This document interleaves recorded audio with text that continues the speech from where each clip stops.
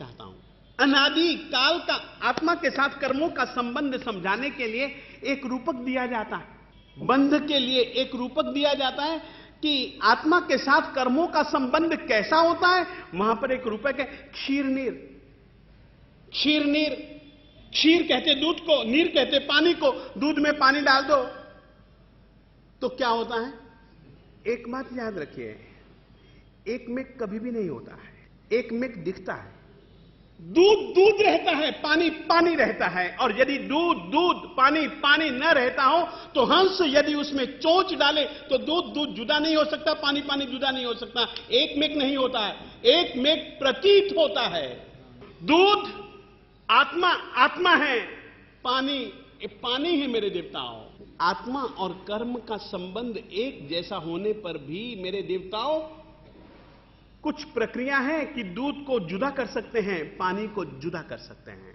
एक तुमको मेरे गुरुजी महाराज विजय समुद्र सुरेश्वर जी महाराज साहब वे कहा करते थे, गन्ने का रस है, यदि कोई कह दे कि ये गन्ने का रस शक्कर है तो अपन मान लेते हैं?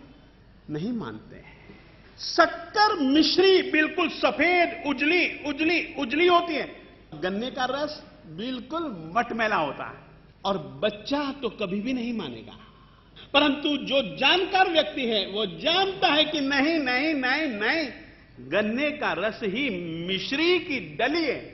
ठीक है, गन्ने के रस को उबाला जाता है, उबालने के बाद में उसमें कुछ चीजें डाली जाती हैं। गन्ने का रस काला काला हरा हरा सा होता है, मैला कुचैला होता है। काला कलूटा सा रस दिखने वाला गन्ने का रस क्या उजला बन जाता है कि नहीं? तुम याद रखो, तुम कोई छोटी मोटी चीज नहीं हो, वो बहुत बड़ी चीज है, वो शक्कर है, वो मिश्री है, कोई बात नहीं। हम गन्ने का रस है।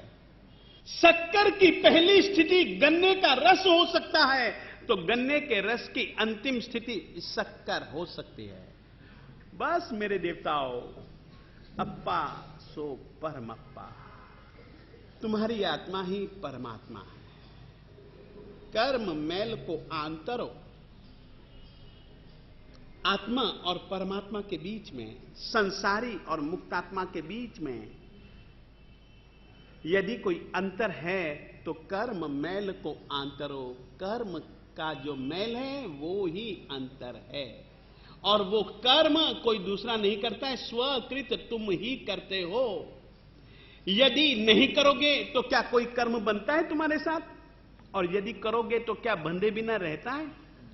और तुम लोग क्या करते हो? कर्म मुक्ति की बातें करते हो और धंधे तुम्हारे।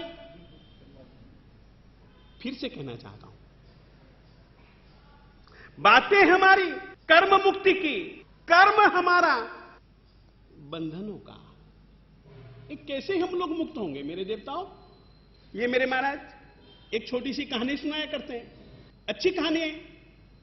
एक आदमी था और वह बार बार चिल्लाए, मुझे छुड़ाओ मुझे छुड़ाओ मुझे छुड़ाओ। कई जनों ने छुड़ाने की कोशिश की, छूट ही नहीं पाता। एक आदमी आया, उसने भी उसकी पुकार सुनी, छुड़वाओ छुड़वाओ छुड़वाओ, मुझे पकड़ लिया है, मुझे पकड़ लिया है, मुझे पकड़ लिया है। उस आदमी ने पूछा, तुझे किसने पकड़ा है? उसने कहा, तू देखता नहीं है, इस पेड़ ने मुझको पकड़ लिया है। अच्छा, पेड़ ने तुझको पकड़ लिया है? उसने बहुत अच्छे ढंग से आदमी को देखा, आदमी को देखने के बाद पेड़ को देखा, और उसने एक काम किया, उसने छुड़वाने की कोशिश ही नहीं की।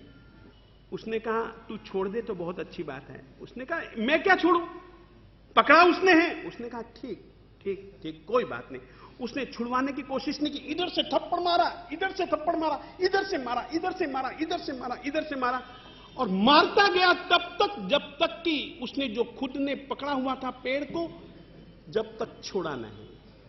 उसने कहा, तूने मारा क्यों? अरे मैंने तुझे मारा नहीं है, मैंने तुझे छुड़वाया है। उसने कहा, तूने क्या छुड़वाया? मैंने छोड़ा है। बस यही गलती हमारी है, छुड़वाने की बातें हैं, पकड़ा किसी दूसरे ने नहीं है, तुमने ही पकड़ा। अब छुड़वाने की बातें करते हैं ना, तो थप्पड़ों के सिवाय कोई हमारे पास में कोई उपाय नहीं है, क्योंकि समझदारी पूर्वक तुमने खुद ने पकड़ रखा। छूट सकते हो, छोड़ो तो। थप्पड़ मारने पड़ेंगे यार अब तो। मालिक का सूत्र है, बड़ा प्यारा सूत्र है।